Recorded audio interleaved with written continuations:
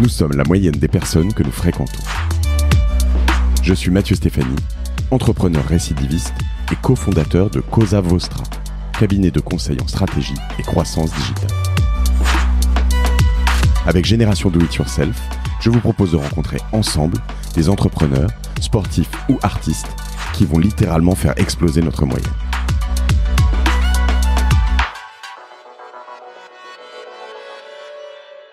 Bonjour à tous, je suis aujourd'hui avec un musicien chez Cosa Vostra, avec Yaron Herman. Salut Yaron.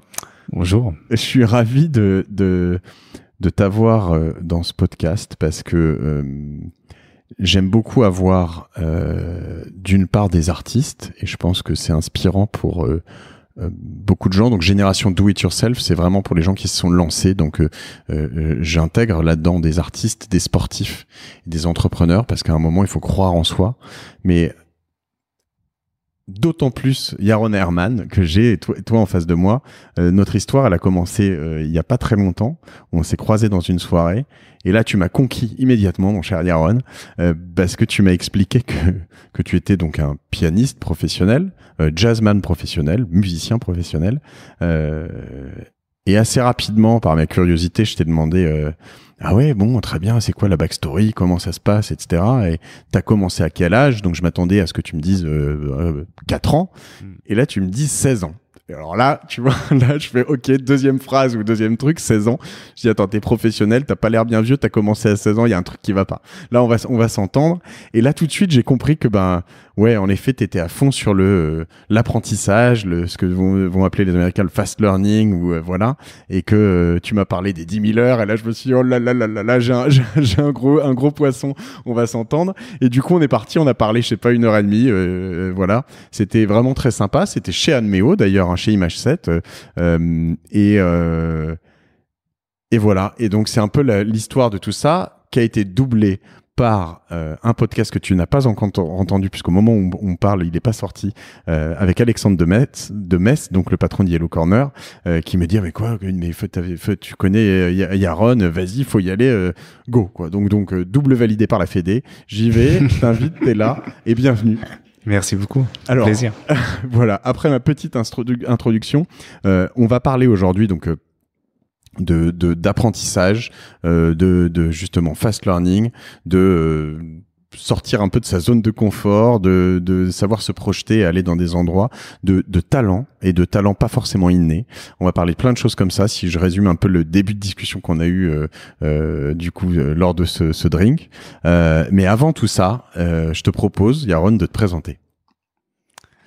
C'est un exercice toujours très difficile. Je m'appelle Yaron Herman, je suis pianiste, compositeur. Et voilà, j'ai eu un parcours assez spécial. J'ai commencé la musique à 16 ans, chose qui est assez atypique. Et, ce parcours se poursuit. Quoi dire de plus? C'est une aventure perpétuelle qui m'a amené ici. Donc j'estime que j'ai réussi ma vie. Tu as quel âge? J'ai 38 ans. D'accord, t'es un peu plus jeune que moi. Tu es israélien d'origine, ou toujours d'ailleurs? Franco-israélien. Franco-israélien, d'accord. Tu es né en Israël? Né en Israël. D'accord. Et tu as obtenu une nationalité française après? Absolument. D'accord. Tu as fait un passage aux États-Unis, je crois? J'habitais à New York pendant 1 an et demi, 2 ans. D'accord. Et alors les questions que j'avais et que je t'ai posées justement par rapport à tout ça, évidemment, qui viennent quand même rapidement, c'est...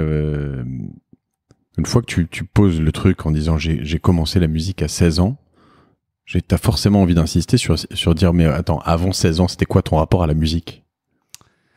Mon rapport à la musique était assez standard. J'étais un adolescent, donc j'écoutais Spice Girls. Pas forcément. Plutôt Nirvana et Prodigy, et voilà, la musique électronique et tout ce qui passait sur MTV. C'est vrai qu'il y a eu quelques erreurs dans mon parcours. Comme je pense Bon Jovi ou des trucs comme ça. Ça reste correct.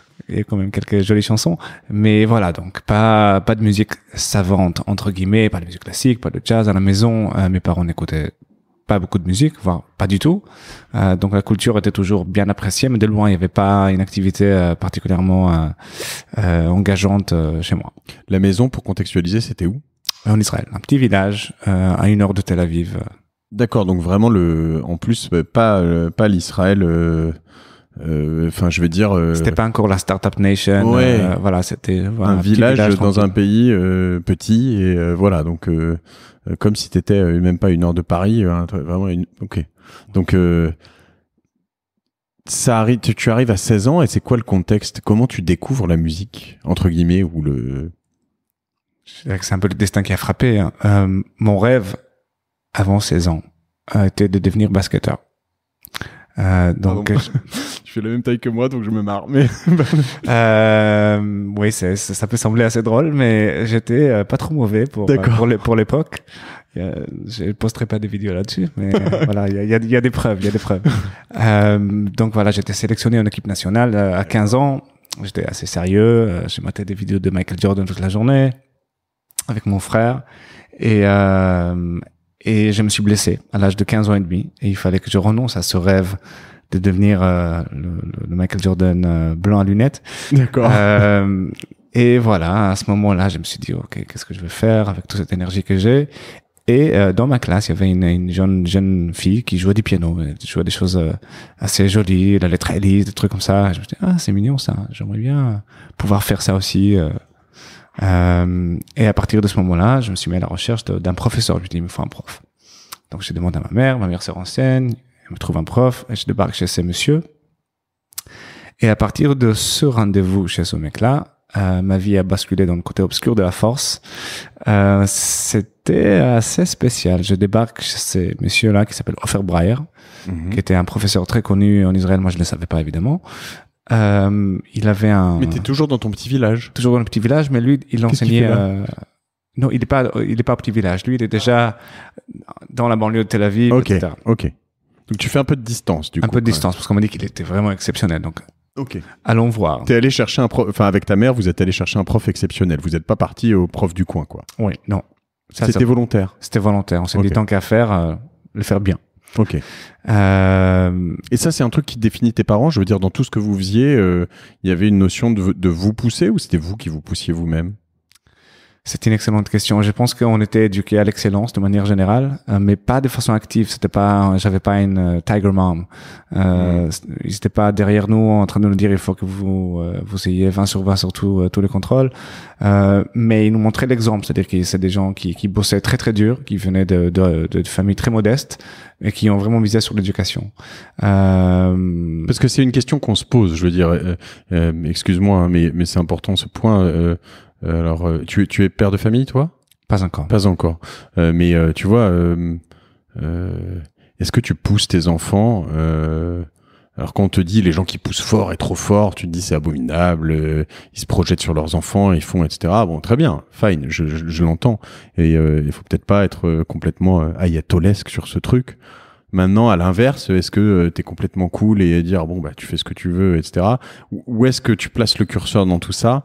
C'est toujours compliqué, quoi. Et je sais pas comment, en vivant ça, toi, avec des parents, ils t'ont pas poussé trop fort. T'as pas eu l'impression d'être une bête de laboratoire? Non, surtout pas, parce qu'on peut pas être une bête de laboratoire quand on a 16 ans et qu'on commence le piano. On peut être bête de laboratoire quand on nous met au piano à 3 ans, mais on nous enferme à des heures dans une pièce. J'ai eu cette chance-là d'éviter ce moment-là. Mais la chose que je peux dire, c'est que la constante avec mes parents était un amour inconditionnel. Je savais que j'avais le droit à l'erreur. C'est pas, tu commences ça, mais si tu veux vraiment, si tu persévères pas, on arrête. Si tu ne te montres pas performant, c'est même pas la peine. Voilà, ça cesse, quoi. D'accord. Donc je savais que il voulait juste que je sois épanoui et heureux dans mes choix. Dans mes choix. Donc ça, c'est énormément. En France, on n'est pas là pour jouer au tennis, quoi. Tu connais cette expression, ça veut dire non mais en gros quand tu joues pas au tennis sérieusement, quoi. Quand tu faisais un truc, fallait le faire bien. Non, pas forcément. Ah pardon, excuse-moi, c'est un peu l'inverse. Oui, c'est l'inverse. T'avais le droit de tu pouvais découvrir les choses. Il voulait que j'en profite, que je développe ma curiosité. Et il mettait pas un but. Autant pour moi. Il fallait pas, c'était pas une vision capitaliste de choix des activités. Il fallait voir un résultat à la fin de l'année, regarder le bilan et dire il joue 6 morceaux. Au bout de l'année, il a joué 1 morceau. Je pense qu'on peut continuer à investir dans ce projet. D'accord. Donc c'était pas un rendement sur investissement. Et ça, le fait que je savais que j'avais le droit à l'erreur, que je pouvais échouer, et ça allait pas affecter forcément la manière dont mes parents me perçoivent, ça aide à avoir une espèce d'assise émotionnelle très forte, une confiance en soi qui nous autorise l'échec. Je pense que c'est à partir de là qu'on ose à prendre des risques, en fait. J'ai décroché un tout petit peu parce que j'étais en train de noter qu'il fallait que je retrouve le nom de ton prof que t'as expliqué avec un accent et du coup je crois que je l'ai vu sur ta fiche Wikipédia en anglais au moins. Il me semble et qu'il y est, donc voilà, j'ai dû décrocher au moment, c'est pour ça que je t'ai dit ces choses-là, mais donc on le retrouvera et puis on mettra un lien aussi vers tout ça. Donc cette rencontre en fait très spéciale. Déjà, quand on imagine un premier cours de piano, qu'est-ce qu'on imagine? On débarque dans un conservatoire. Sur les murs, il y a des photos des compositeurs morts et des petites photos de piccolo, de timpani, de tuba. Et on dit, ah, c'est super, les instruments de l'orchestre. Donc, ça donne pas forcément très envie quand on a 16 ans. Et je débarque chez ce monsieur. Il avait une grande pièce au sous-sol avec un piano au milieu. Il me fixe du regard pendant 1 minute. Il me dit, bonjour, je t'appelle comment? Yaron. Ok, joue. Là, je dis, je suis désolé, je suis là pour apprendre, je sais pas vraiment jouer. Il me dit, c'est pas grave, joue. Ok, ma mère est assise dans le coin, elle m'a amené, elle me regarde comme ça, elle me dit, je sais pas, vas-y, fais quelque chose. Je vais au piano, je pose mes mains sur le piano, je bricole une cacophonie horrible pendant 15 secondes. Évidemment, j'arrête, je m'excuse, je lui dis, voilà, je suis désolé, je vous ai averti. Et là, il dit, très bien.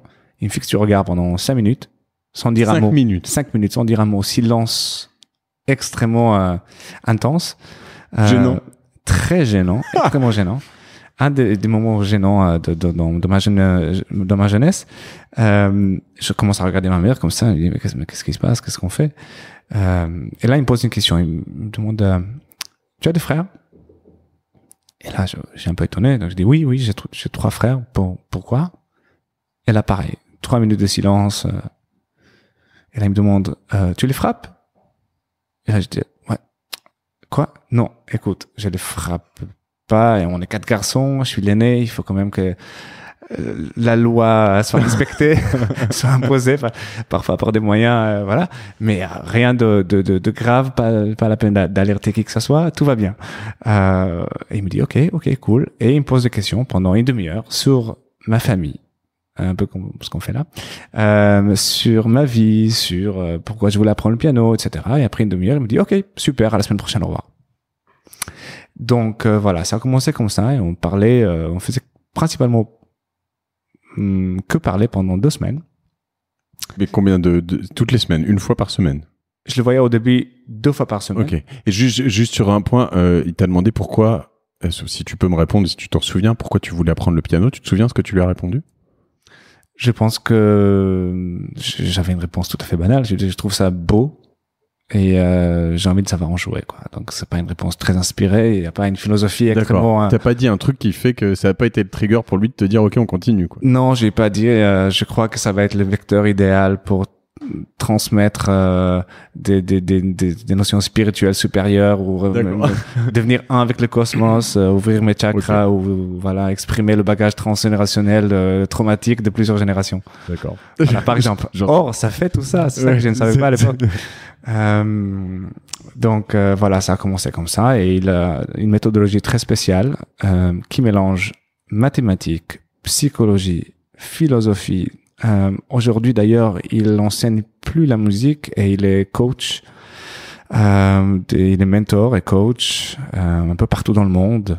Il est très copain avec Tony Robbins, avec Eben Pagan et tous ces gens-là qui sont ses amis. Donc il traîne avec eux. Ça, c'est genre la clique de Offer actuellement. Donc autour de tout ce qui est programmation neurolinguistique peut-être, ce genre d'univers. Ça est passionné par l'enseignement et l'éducation. En fait, lui, il est autodidacte, il n'a même pas fini le lycée. Et son rêve était de devenir le meilleur prof au monde.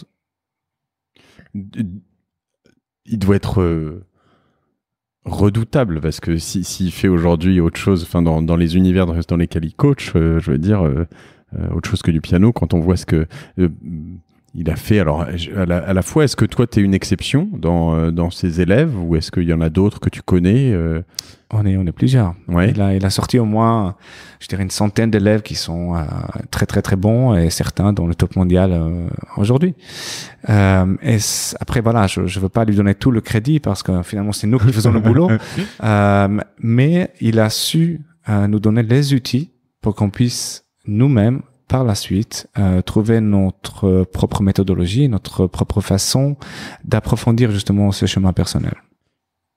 Et là, tu vois, je suis en train de me poser une question que je passe un peu du coq à l'âne. Évidemment, on reviendra, tu vas voir, ça va se passer comme ça. Mais, très bien, c'est l'improvisation. Je t'entends parler français, par exemple, de manière limpide. Cette méthodologie de la musique ou du piano, c'est quelque chose que tu as pu adapter à d'autres apprentissages dans ta vie ? Absolument. Et c'est marrant que tu mentionnes le français, malgré mon accent. C'est très gentil. Mon prof disait souvent qu'il avait des élèves qui venaient le voir en lui disant, écoute, j'ai envie d'apprendre le piano, j'ai envie d'apprendre le salsa, j'ai envie d'apprendre le jazz, j'ai envie d'apprendre la musique classique. Et il leur disait souvent, écoutez, je peux soit vous apprendre une langue, soit vous apprendre comment apprendre deux langues. Vous préférez quoi? Donc évidemment que tout le monde dit, ah ouais, c'est bien, si je saurais apprendre des langues, je pourrais apprendre n'importe quelle langue que je souhaite. Donc c'est pareil. Donc il nous a donné des outils pour apprendre à apprendre. Comment on devient un meilleur élève? Comment on apprend à transposer des matrices, les appliquer dans d'autres domaines de la vie, etc. Et donc ça, évidemment, la créativité est quelque chose qui sert dans tous les domaines. Apprendre à apprendre, alors ça c'est mon gros trip quand même, et du coup tu peux nous non, je sais pas si tu peux résumer tout ça, dans quelle mesure on peut en parler, oui. On peut en parler, mais c'est quoi les fondamentaux en tout cas de cette méthode ou de la tienne désormais d'ailleurs, je sais pas comment tu peux te l'approprier. Les fondamentaux sont assez simples finalement. C'est simple et pas facile. Méthodologie et discipline qui produisent une infinité d'autres branches qui sortent. Mais globalement, il faut, si on a envie d'être créatif, on peut pas le faire sans méthodologie. On peut pas devenir créatif sans contrainte, sans jeu. Et par contrainte, j'entends pas quelque chose de figé, de mort, c'est pas une tombe, quoi. C'est pas quelque chose de carré. C'est la capacité à pouvoir produire une infinité de jeux. Dans les jeux, il y a des règles. C'est des contraintes qui font que le jeu a du sens. Le plus on maîtrise les règles, le mieux on maîtrise les jeux. Donc, c'est cette capacité à créer en permanence des systèmes, des règles, et de les superposer. Et la richesse de tous ces systèmes-là vont faire en sorte qu'il y a quelque chose de cohérent qui surgit. Quand tu parles du jeu, donc JEU, c'est quelque chose, c'est une comparaison ou c'est quelque chose qui fait partie de cette méthodologie, c'est-à-dire parce que souvent, justement, l'apprentissage, on va l'associer à une contrainte, quelque chose d'assez pesant, lourd, un investissement phénoménal. Est-ce que le jeu est une dominante ou... Le jeu est une nécessité. C'est capital. Il n'y a pas de... c'est difficile d'expliquer comme ça. Peut-être si je vous donne un exemple. Si je vous dis, vous avez 3 notes, on va les appeler 1, 2, 3. Combien de mélodies vous pouvez jouer avec ces 3 notes sans répéter les notes? Combien de possibilités vous avez? Beaucoup. Je vais passer. C'est dégueulasse ce que tu fais. Il y a beaucoup de gens qui nous écoutent. Je vais passer pour un crétin. Non, mais c'est une question qui semble simple, mais elle... Ah non, mais c'est infini. En fait, j'ai le droit de faire autant de notes que je veux. Je peux faire sans répéter, sans faire genre do ré. Non, je suis d'accord, mais si je fais do ré do non, do. Parce qu'on a répété le do. Donc sans répéter, sans répétition. Donc il y en a 6. Je vais raccourcir la réponse. D'accord. Donc, pourquoi 6? C'est beaucoup moins que ce que je pensais. Je t'aurais raconté, je t'aurais dit 1000, mais non, on a fait ça. Ok, très bien. Toutes les mélodies commencent par 1. Ok. 1, 2, 3, 1, 3, 2. C'est tout. Toutes les mélodies commencent par 2, 2, 3, 1, 2, 1, 3, et par 3, 3, 2, 1, 3, 1, 2. 6 mélodies. Okay. Donc on peut faire déjà 6 mélodies avec 3 notes. C'est énorme, on change pas ni le rythme, ni la dynamique, ni les octaves, ni les harmonies, etc. Donc cette façon-là de créer des contraintes produit la structure. Et ensuite, voilà, c'est une capacité à lier des éléments qui ont a priori rien à voir l'un avec l'autre en trouvant un dénominateur commun. À les reconnaître des patterns en temps réel. Cette rapidité de penser, de reconnaître des sons qui pourraient s'associer, des images qui pourraient s'associer, qui a priori n'ont rien à voir. Donc ça, c'est le début de la façon de penser assez mathématique qui se met l'accent sur le jeu. Par exemple, je décide que si je joue une phrase musicale, avant de rejouer à la prochaine, le début de la prochaine serait les 2 dernières notes de la précédente, mais à l'envers. Par exemple, ça c'est un jeu. Ok, ouais.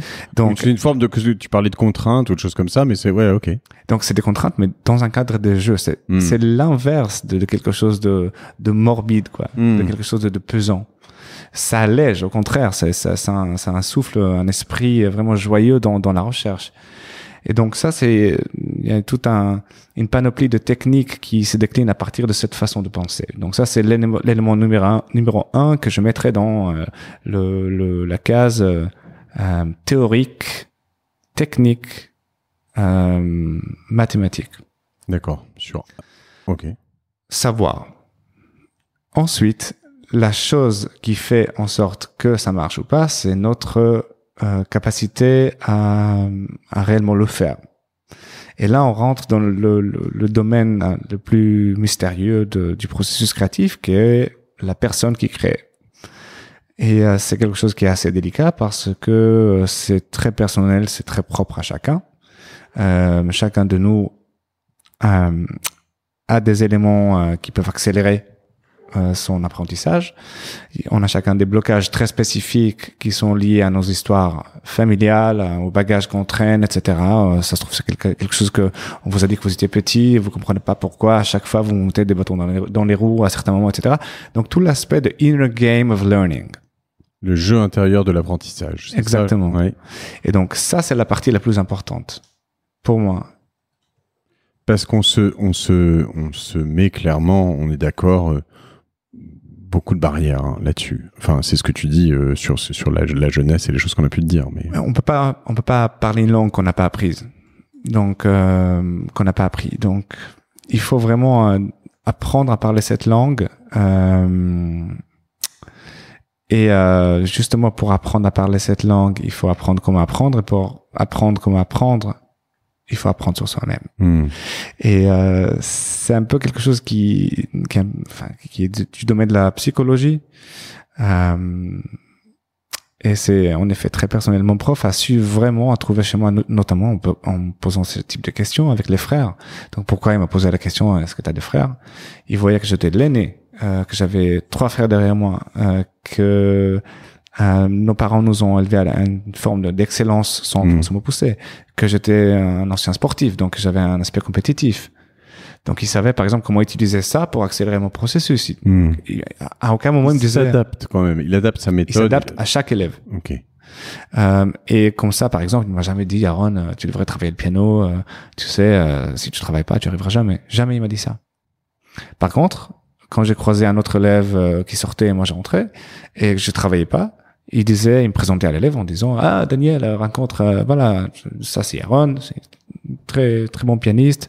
Aaron, tu devrais vraiment écouter Daniel par contre, parce que Daniel, il bosse énormément, il est très très fort. Daniel, t'es d'accord qu'Aaron vienne assister à un de tes cours? Et Daniel, ouais, évidemment, bien sûr. Moi, je suis là, genre, ah non, j'aime pas ça, quoi. Et il me présentait genre, ah voilà, Daniel, c'est Aaron, je l'appelle Herman le Feignant. Mais avec un énorme sourire comme ça, donc hyper drôle.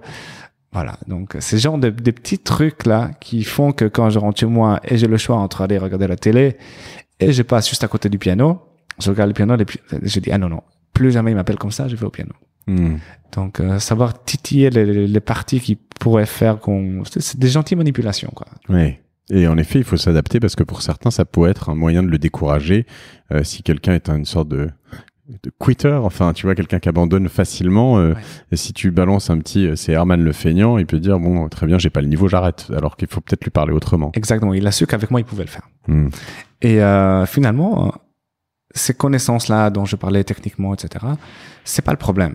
On a tellement toutes les connaissances et les savoirs hein, sont aujourd'hui sur YouTube, dans des livres, etc. Qu'est-ce qui fait qu'on n'y est pas? Et c'est juste l'intervalle entre notre volonté profonde et notre désir de faire quelque chose et le fait qu'on n'arrive pas à le faire. Juste l'appliquer et à être discipliné. On peut pas être disciple d'ailleurs sans discipline. Et voilà, c'est cet intervalle-là qu'on appelle la réalité entre le rêve et entre l'idée et l'action, quoi. Mais une fois que tu as ce bagage sur lequel on va quand même revenir, hein, mais justement, tu parles de YouTube et d'Internet, où est-ce que tu as pas mal de choses. Une fois que tu as ce bagage d'apprendre à apprendre, tu as toujours besoin d'un coach, de quelqu'un pour t'apprendre le français ou pour t'apprendre le kayak à chaque fois, ou tu peux apprendre tout seul? Évidemment, on a besoin des profs. C'est des gens qui ont des connaissances que moi j'ai pas et on peut pas tout faire tout seul. Et même si on pouvait le faire, ça serait moins riche et moins intéressant.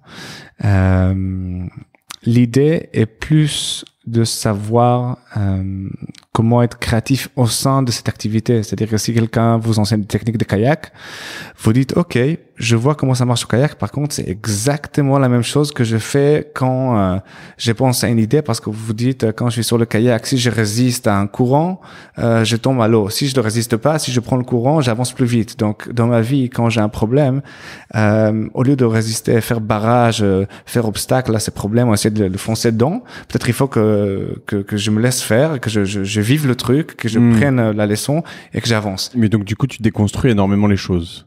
Exactement. Cette idée-là de reconnaître des patterns sous-jacents, la matrice à l'intérieur des choses, pour faire le lien entre des choses qui, en apparence, n'ont aucun rapport entre elles.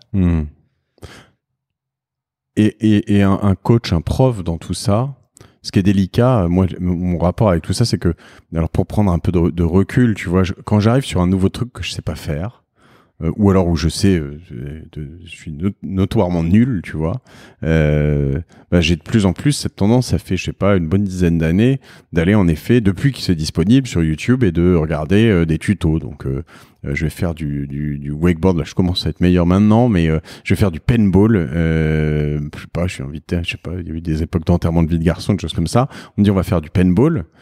Je suis très conscient que, en effet, tu regardes, c'est pas très long en plus, hein, 10, 15, 20, 30 minutes, tu peux économiser peut-être 15, 20, 100 heures de paintball en ayant appris juste certaines bases qui te font comprendre que, tu vois, je peux te donner la base là-dessus. T'en as déjà fait du paintball?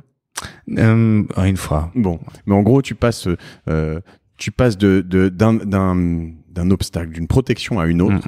Si jamais tu te lèves, que tu cours à l'autre pour te protéger, te remettre, comment t'appelles ça, à couvert, ok, que tu passes à découvert et que tu ne tires pas, à ce moment-là, on est ce que t'appelles un lapin, quoi. C'est-à-dire que t'es inoffensif. Donc voilà. Si tu tires en direction de là où tu sais approximativement là où sont tes j'allais dire ennemis, mais je crois que c'est pas, enfin, l'équipe adverse, eux, ils se baissent. Donc ils tirent pas. Donc du coup, typiquement, ce petit truc, en fait, quand tu remarques que t'es avec d'autres nuls du paintball, les gens, naturellement, vont courir d'un obstacle à l'autre sans tirer.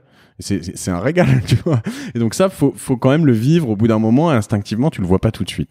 Bon, tout ça pour dire que ça concentre énormément de choses, mais quand tu arrives sur un coach ou un prof, il y en a plein qui n'ont pas cette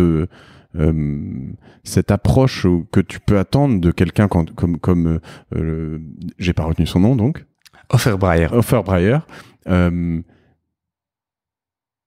qui lui a cette notion de te dire on va apprendre différemment, plus vite, etc. C'est pas, tu vois ce que je veux dire, c'est pas un peu énervant du coup d'avoir. Il disait pas plus vite d'ailleurs, il disait plus lentement. À chaque fois, moi, je voulais aller plus vite. Il m'a dit, aller plus lentement, ça allait plus vite. D'accord. Parce que si on n'a pas des bases solides, si on a envie de sauter des étapes, on va cracher, quoi. Ça va pas tenir. C'est pas solide. Et donc, moi, je suis un impatient de nature, donc je voulais toujours aller plus vite, donc j'ai sauté des exercices, je faisais que le dernier, etc. Il m'a dit non. Et je me rends compte qu'aujourd'hui, la façon la plus rapide d'avancer est d'aller vraiment lentement et en profondeur.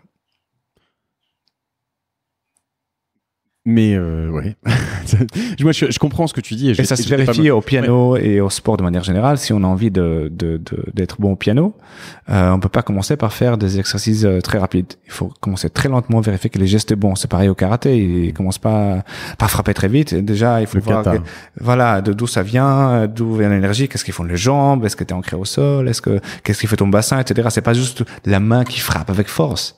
Tout vient de quelque part, donc il faut comprendre le processus. Ouais. Je suis hyper déçu parce que j'ai fait une année de karaté, tu vois. En effet, le kata, au bout d'un moment, j'en pouvais plus. C'était le kata. Ouais, le kata. Donc le kata au karaté, c'est quand on t'apprend à faire les gestes un peu ancestraux de ce qu'il faut faire, de comment tu tournes le poing, comment, etc. En effet, ancré dans le sol. Et moi, j'étais content quand on faisait des pompes et des abdos et qu'on tapait, quoi, tu vois. Mais donc voilà, j'aurais dû faire de la boxe, mais je crois que la boxe c'est pareil. En fait, faut apprendre les bases. Mais du coup, finalement, quand on prend les méthodes traditionnelles entre guillemets, j'ai dû faire quelques années de solfège étant plus jeune. Quel enfer! Mais quel enfer! Ouais, je suis d'accord, c'est l'enfer. Et je pense que c'est l'enfer pour plusieurs raisons. Déjà, c'est pas la façon la plus créative d'attirer des enfants vers une activité qui est créative. Donc ça donne pas très envie au départ, même si c'est nécessaire. Mais il y a beaucoup de choses qui sont nécessaires, mais si on commence par elles, on fera plus jamais rien. C'est nécessaire de payer ses impôts, mais si on passe sa vie à calculer ses impôts, on n'aura pas envie de travailler, par exemple. J'ai sorti chez mon comptable, en fait. C'est pour ça. Je suis très influencé par mes activités de l'après-midi. Du coup, ça c'est blague. Non, les impôts, ça perturbe. Ouais, non, le solfège, oui. Solfège, ouais. Du coup, par exemple, avec mon prof, on n'a pas fait de solfège jusqu'à deuxième mois. Et ça veut dire qu'à 16 ans et demi ou 16 ans, je sais pas combien, tu ne savais pas ce que c'était qu'une clé de sol, quoi. Je savais ce que c'était, mais je savais pas exactement où étaient les notes. Mais c'est moins important dans la mesure où la chose qui fait qu'on a envie d'apprendre, c'est la passion. Et si on n'arrive pas à transmettre une passion à quelqu'un, il n'aura jamais envie d'avancer. Parce que si on n'a pas de passion, on n'aura pas la force de passer par les phases difficiles et les obstacles qui vont forcément arriver très vite. On abandonnera très vite, très rapidement. Donc, ce qu'il a su faire, c'est vraiment installer chez moi cette vocation, cette passion et la compréhension. On parlait du comment, mais il y a beaucoup de pourquoi aussi, de pourquoi on le fait. Donc, la question du sens. Pas la question de la rentabilité, pas la question du profit, pas la question de pourquoi on le fait, mais du sens. Et le sens est profondément personnel. Moi, je peux dire, je joue du piano parce que ça me permet d'exprimer des choses que je ne pourrais pas faire avec des mots ou autrement. Donc, j'arrive à créer avec la musique un espace dans lequel j'ai un bien-être, ça donne sens à mon existence et je me sens en union avec quelque chose qui est au-delà de la parole, par exemple. Ça semble un peu mystique, mais on vit tous ces moments-là. Voilà. De temps en temps, quand on a de la chance. Donc, pouvoir convoquer ces moments-là à volonté, convoquer ces rendez-vous avec des forces mystérieuses ou un espace créatif dans lequel on se sent libre d'aller explorer d'autres choses que dans la vie ordinaire, ça me semblait être plutôt une proposition intéressante. Donc c'est ça qui m'a attiré vers la musique. Finalement, la musique n'est que l'outil de l'exploration de cet espace-là. J'aurais pu le faire en faisant autre chose. Mais c'est la clé qui ouvre la porte. Donc voilà, ce qu'il y a derrière la porte, c'est ça qui est intéressant. Mais on a besoin d'un outil. Donc on devient entrepreneur, on devient chercheur, on devient athlète, mais pour vivre cette expérience qui est au-delà de la chose qu'on fait. Voilà. Mais pour aller vraiment au-delà, il faut être dans la maîtrise des outils. Donc, être un maître pianiste pour réellement vivre tout ce que le piano peut offrir. Il faut connaître son domaine, etc. Mais c'est cette maîtrise-là qui permet d'aller au-delà de la technique. Donc tes premières, c'est passionnant, tes premières, parce que pour aller au-delà de la technique, il faut quand même maîtriser la technique aussi. Absolument. Et tes premiers mois, tes premières années, enfin, je sais pas, c'est très compliqué comme question. À quel moment t'as maîtrisé la technique? Enfin, ça dépend. Selon la plupart des gens, disons, au bout de 1 an, 2 ans, ça commence à être correct. Disons que j'ai commencé à donner des concerts à partir de 17 ans et demi, voilà, des petits concerts, je vais dans des cafés. D'accord. Si tu poses la question à moi, je dirais que ma technique est toujours un vaste chantier en cours. Ouais, d'accord. Mais tous les jours, je me dis comment je peux optimiser, comment je peux mieux faire, comment je peux faire. Comment alors? Comment? Il y a des solutions. C'est dans le corps, c'est dans la respiration. Enfin voilà, il y a plein de réponses aussi qui risquent de devenir un peu techniques pour les auditeurs, un peu moins intéressant. C'est très pianistique, mais justement.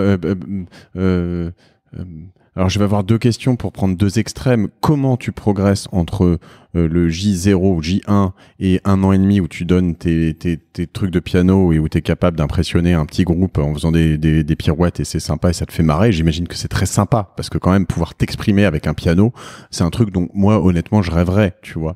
Je trouve ça assez cool, tu vois, les gens. Et l'autre question ensuite, c'est maintenant que tu es là où tu es, comment t'arrives, selon toi, à progresser? C'est quand même intéressant. Tu dis, même si c'est très pianistique, je pense que ça peut se transposer ailleurs. Tu parles de respiration, tu parles de... Mais comment t'en arrives à trouver ces petits coins? Comment tu passes du joueur de NBA lambda, puisque t'aimais le basket, à Michael Jordan, quoi? Selon toi. Voilà, ça c'est un peu tout ce qu'on a dit. Mais pour répondre déjà à la première question, à partir du moment où j'ai commencé le piano, je n'avais aucune idée ce que cela allait exiger en termes de travail. Donc j'ai mis 6 mois à comprendre qu'il fallait que j'accepte ma nullité. Mais accepter vraiment, la ressentir profondément à quel point je suis nul. Et c'est pas facile. C'est pas facile d'être débutant. C'est pas facile de se sentir mauvais. Il y avait un gamin dans mon école, parce que j'ai intégré du coup un département de musique dans un lycée. Et il y avait un gamin dans ma classe, un petit russe qui jouait des concertos de Rachmaninov. Il était incroyable. Il avait une oreille. Dès qu'il y avait une imprimante dans l'école, il entendait le bruit de l'imprimante. Il les transposait. Il faisait une espèce de fugue. Un freak. Et je me dis, mais jamais je vais y arriver, etc. Et mon prof m'a dit, écoute, tu sais quoi? On va faire un cahier d'apprentissage. Donc, dans ce cahier, j'avais les exercices que je devais faire quotidiennement. Ils étaient tous limités dans le temps. C'est-à-dire que je savais que j'allais faire 10 minutes la main gauche, 10 minutes un exercice de continuité avec la main droite, un quart d'heure walking avec la main gauche, 5 minutes stride, 10 minutes... tous les jours. Tous les jours. Okay. Mais hyper organisé. C'est-à-dire que c'est pas genre je me mets au piano, je ne sais pas quoi faire. Et ce qui est pas mal parce que 10 minutes, c'est pas... Enfin, c'est pas fatigant, ouais, tu vois. Psychiquement, c'est beaucoup plus simple que dire je vais faire 6 heures de piano aujourd'hui. Micro-digression, j'en fais trop, je suis désolé, mais j'ai essayé, tu vois, sur du snowboard, de me mettre en switch, donc de rider à l'envers tout le temps. Et moi, j'y faisais des journées entières. Et en fait, je me faisais mal partout et c'était l'enfer. Et donc, en effet, j'aurais dû faire ça plus tôt. Ouais. Train less and more. Ouais. Less is more. C'est parfois... Essentialism, ouais. Parfois, c'est vrai. Et donc, voilà, un cahier très organisé avec le ton extrêmement cadré. Ensuite, je devais écrire ce que je ressentais après chaque exercice. Et à la fin, qu'est-ce que je pensais qui pouvait être amélioré. Après chaque session de 10 minutes. Après chaque session de 10 minutes, j'avais un petit stylo, j'ai noté parfois 2-3 mots du genre trop difficile, j'y arriverai jamais, qu'est-ce qui doit être amélioré, tout. Voilà. Pas très constructif, ça. Pas très constructif, mais il m'a dit c'est pas grave, juste écris un truc, parce que si on essaie d'être constructif, on finit par faire ça une journée, le lendemain, on se sent nul parce qu'on n'a rien à dire. Ce qui te vient. Voilà, il faut juste lâcher le truc, tu écris ce qui te passe par l'esprit. Et je me rendais compte, au bout de 1 mois, 2 mois, que les choses qui me semblaient être impossibles, je regardais, je revenais à page 1, page 2, là où j'écrivais, ah non, c'est impossible, j'y arriverai jamais, j'arrivais à le faire très facilement. Et que mes commentaires sur qu'est-ce qui peut aller mieux devenaient de plus en plus précis. En fait, là, je me rends compte que c'est le pouce. Donc, c'est savoir isoler et identifier les choses à améliorer plutôt que parler de façon très générale de je suis nul, j'y arriverai jamais, etc. Donc, ok, là, je me rends compte qu'il y a un problème. Don't panic. Qu'est-ce qu'on fait pour corriger cette chose-là et avancer? Donc, être extrêmement précis dans l'apprentissage. Donc là, si je reformule et que je veux l'appliquer, je vais prendre le snowboard par exemple. Tu vas morceler les endroits où tu veux progresser. Donc les sauts, je sais pas moi, le switch, comme je disais, ce que tu vas appeler la vitesse. Ça va apprendre à aller plus vite. Oui, c'est encore plus loin. Je dirais, qu'est-ce qui se passe dans ta tête avant que tu sautes? Dans quel état? Est-ce que tu prépares le saut déjà en partant des quais, en sachant que je dois faire un saut dans 5 minutes? Ou tu te laisses porter par ce qui arrive et aux dernières minutes, tu dis, oh, il y a un saut, donc je saute. C'est-à-dire, qu'est-ce qui fait que ça marche ou pas? Parce que c'est pas souvent que les éléments techniques, c'est pas que le matos, c'est pas que je suis dans une bonne journée, une mauvaise journée, je la sens pas. Qu'est-ce qui se passe? Comment tu arrives là? Pourquoi certaines personnes arrivent à le faire facilement? Qu'est-ce qui se passe? Voilà. Donc, analyser tout ça, en fait, c'est en permanence l'extérieur et l'intérieur. L'extérieur, les moyens, les techniques, les machins perfectionnés, et à l'intérieur, qu'est-ce qui se passe dans ma tête? Est-ce que je suis vraiment présent? Est-ce que je suis pas en train de me saboter en réfléchissant trop? Est-ce que je suis pas en train de déprimer pour rien? Est-ce que je suis pas en train de me foutre trop de pression? Du pourquoi, du comment, des sensations, et aussi, comme tu le disais, être capable de pas faire que du saut dans la journée, en fait, de passer du saut justement à rider à l'envers, je sais pas moi, faire de la vitesse, et te dire en gros au début, bon ok, je suis nul partout, et potentiellement visualiser les progrès que tu fais de jour en jour, sans en fait l'ennemi, si je comprends bien, de te focus que sur la vitesse tout le temps, c'est déjà que c'est rébarbatif, c'est relou, et en plus tu as une chance de buter en fait sur un truc où tu te non, tu cognes la tête, quoi. Ouais, dans mon travail, j'ai identifié 3 phases. Le practice. Ouais, l'entraînement, enfin le playing. Le jeu. Et performance, la performance. Donc ça, c'est 3 phases. Donc, dans le practice, dans l'entraînement, on fera l'exercice à 100%. Mais pendant un temps limité. C'est-à-dire, je dis, OK, pendant 20 minutes, je fais que des arpèges à la main gauche. OK. Par exemple.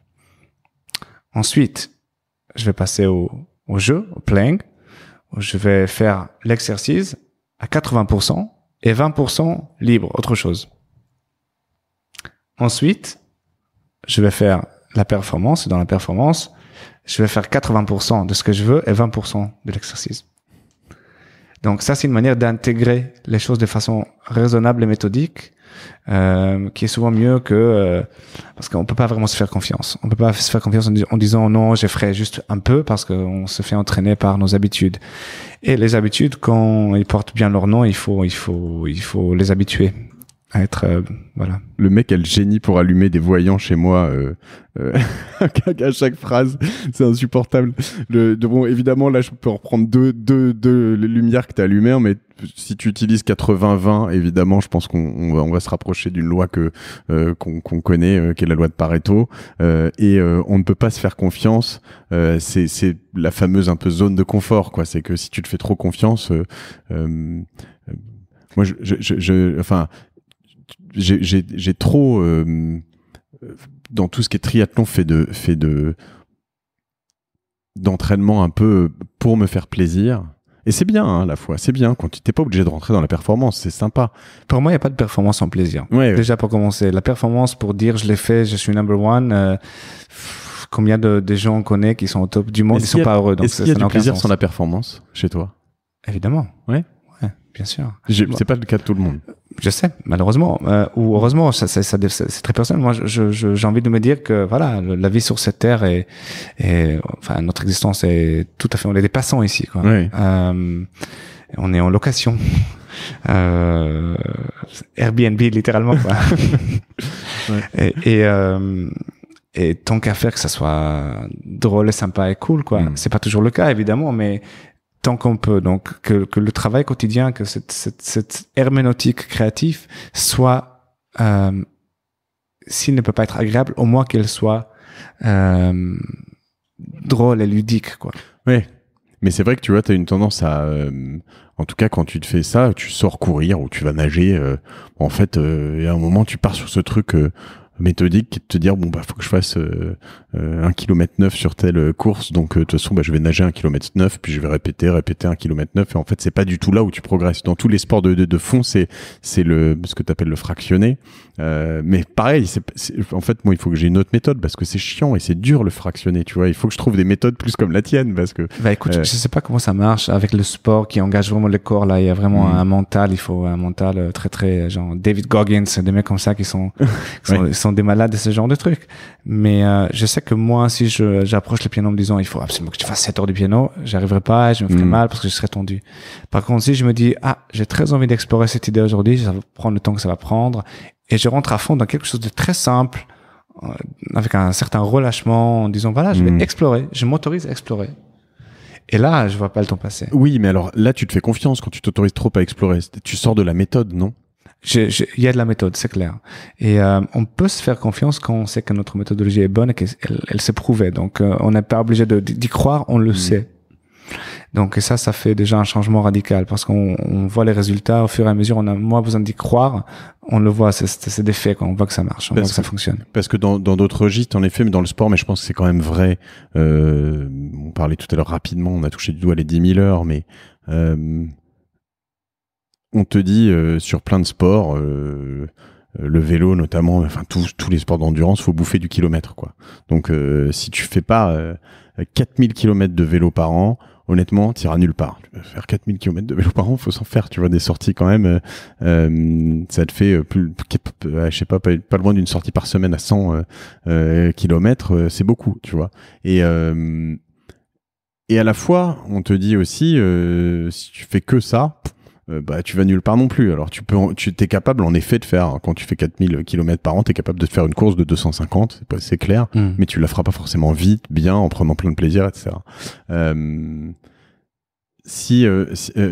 Donc c'est pareil sur le piano, tu dois faire pour arriver à un certain niveau des milliers d'heures. Mais c'est pas le but pour moi. C'est pas le but. Le but pour moi, c'est pas à la fin de la journée de me dire j'ai fait 10 000 heures, 20 000 heures, 50 000 heures, 100 000 heures. C'est de trouver cet espace quotidiennement, de convoquer justement cet espace créatif où je suis à la rencontre de quelque chose qui dépasse l'esthétisme. Mais tu l'as trouvé au bout de 3 mois, cet espace, je veux dire? Non. Non. Disons que j'ai une intuition. J'ai senti un moment au piano, que il peut se passer autre chose, que le but c'était pas forcément jouer ce morceau-là bien à la fin de l'année, mais que l'expérience de l'apprentissage, et à certains moments où j'ai fermé mes yeux, j'ai joué, j'ai ressenti des choses que j'arrivais pas à ressentir ailleurs. Donc c'était cette sensation que je voulais revivre. Donc être in the zone, quoi. Chez les athlètes. Zone, ouais. Pour être in the zone, you better be very good. Et donc les gens ils s'entraînent pour un moment que la zone arrive. C'est quoi la zone? The zone, c'est l'inspiration. Mais l'inspiration on la maîtrise pas, on la reçoit. Tout ce qu'on peut faire nous, c'est préparer la maison pour la recevoir. Notre travail, c'est entretenir l'outil pour qu'à un moment il se passe un truc. T'es dans la zone, personne peut t'arrêter. Mais tu te souviens la première fois où tu étais dans la zone? Ah oui. Parce qu'en effet, il faut quand même avoir l'outil autour, c'est-à-dire que être capable, c'est ce que tu dis, hein, mais être capable à un moment fermer les yeux et t'embarquer dans un truc. Moi, tu me fous devant un piano, et il me faut quelques heures pour mais ça dépend ce que tu appelles la zone. La zone pour moi est dissociée de la performance. C'est lié à ton expérience personnelle. Okay. Il y a une énorme différence. C'est-à-dire que si pendant 1 minute, tu peux le faire avec une note, tu fermes les yeux et avec cette note-là, tu arrives à avoir une image, je sais pas quoi, de ton père, de ta mère, de quelque chose qui t'est arrivé, que tu arrives à projeter dans le contenant qui est la note, un contenu qui dépasse la dimension ordinaire de ton être, à partir de ce moment-là, you're in the zone. The zone, c'est pas l'excellence.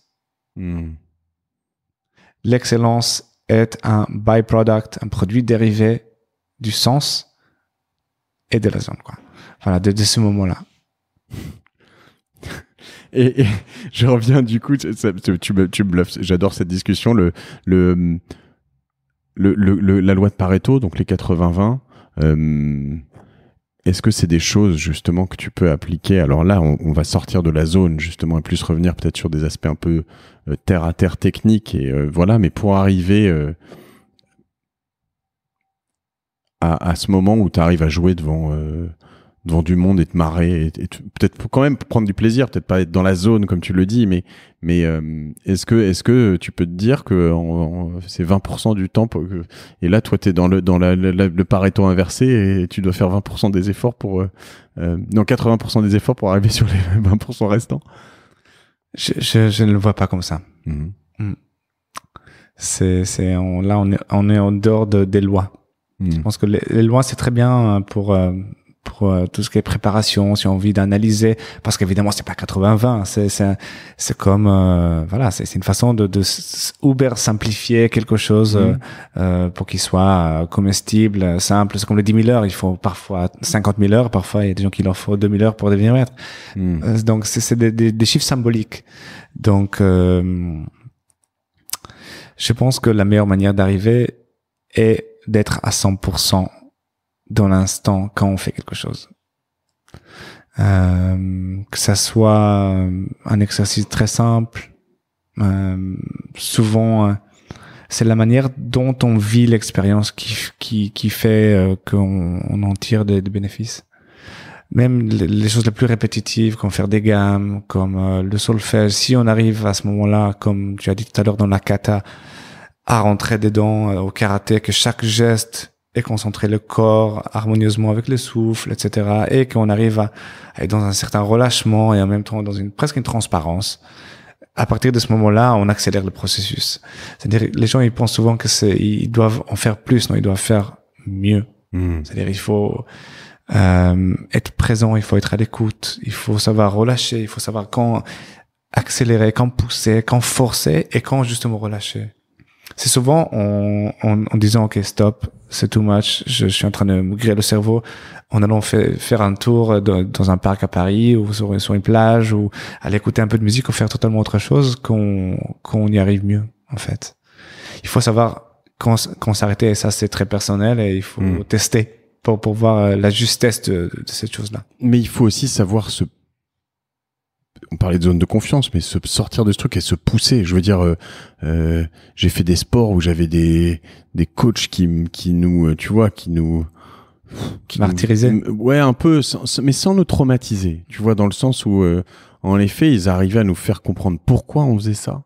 Et voilà, on savait qu'il y avait un côté potentiellement certaines choses un peu de répétition, mais tu savais qu'à la fin il y avait une satisfaction. Alors dans l'endurance c'est hyper important. Je veux dire, tu vois, on sort du Tour de France là. Alors pour ceux qui écoutent plus tard, mais tu vois ces mecs, mais tu te dis mais sérieusement quoi. Ouais, moi ce qui me fascine chez ces gens-là, surtout chez les gens qui deviennent vraiment champions, c'est leur mental quoi. Parce que des capacités physiques, c'est pas ceux qui ont les capacités physiques les plus impressionnantes sur le papier qui sont toujours les gagnants. Quand on regarde, j'ai lu la biographie de Nadal par exemple, là récemment j'ai vu une interview hyper intéressante avec Djokovic, où il parlait que de spiritualité, que j'ai halluciné. En fait. Et je sais que c'est chez des champions comme ça, Nadal, Federer et Djokovic, il y a énormément de mental, quoi. Pareil chez Michael Jordan. The inner game of ce qu'ils font. C'est pas que, combien de temps je veux passer à la gym, c'est qu'est-ce qui me motive. C'est le sens dans tout ce qu'ils font à chaque instant qui fait que il y a cette énergie-là. Mais est-ce que ça, c'est pas réservé à la crème de la crème, tu vois? Je veux dire, toi, tu comprends ces gens-là. Je pense que tu arrives dans des zones au piano où tu fais partie des élites. Mais avant de faire partie de ces élites, à quel point alors, il y a le mental qui est important, évidemment, tu vois, d'être capable de tenir. Mais comment, et tu vois, je reviens à ma question de tout à l'heure, du coup, quand tu arrives dans les meilleurs, comment tu gagnes le Tour de France versus t'es professionnel mais t'es même pas qualifié pour le Tour de France, tu vois. Mais là, pour que ça arrive, il faut une alchimie de plusieurs choses. Il faut le mental, il faut un peu de chance, il faut avoir les bons sponsors, il faut rencontrer les bonnes personnes au bon moment. Enfin, il y a tellement d'éléments qui dépassent le cadre personnel du talent et ses limites, etc. Mais pour répondre à la question d'avant, justement, cette idée-là que c'est réservé à une élite, c'est vrai qu'il y a, enfin, pareil en musique, j'ai suivi des maîtres, quoi. Je voyais des gens qui étaient, pour moi, c'est des extraterrestres, quoi. Je les voyais jouer, je me suis dit, mais jamais je vais y arriver, mais c'est extraordinaire, c'est des idoles, c'est inatteignable, c'est des dieux, quoi. Ils sont dans le ciel, quoi. Et ces gens-là qui font en sorte qu'on a envie de faire ça, parce qu'on se dit, oulala, c'est possible. Alors, comment moi je peux arriver à ce stade-là? Mais trop attaché d'importance à arriver à l'élite fait qu'on oublie aussi le chemin. Et l'idée pour moi, je l'applique à ma propre existence et à ma propre musique, c'est de me dire que le but, c'est pas le résultat, mais c'est le processus.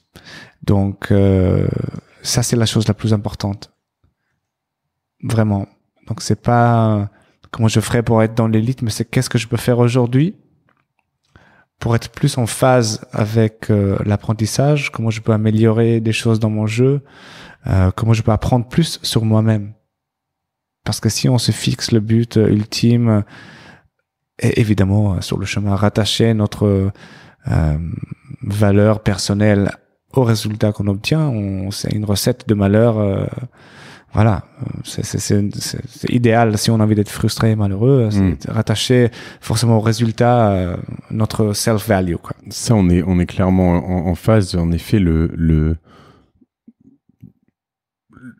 résultat, si c'est ton drive dans la vie, c'est ton but, n'apporte que du malheur parce qu'en quand bien même tu y arrives, une fois que tu as réussi, tu vois, qu'est-ce que tu fais après? Qu'est-ce qui se passe? Tu vois, tu tombes de haut, en fait. Mais ce qui est intéressant quand même, c'est que dans tu dis un peu, hein, il y a de la chance. Évidemment, il y a de la chance. Tous les gens que je revois, j'ai d'ailleurs l'un des meilleurs épisodes en termes d'audience que j'ai fait avec Philippe Gabillier sur la chance. J'en reparle à chaque podcast puisque ça reste et puis on en parle presque tous les jours.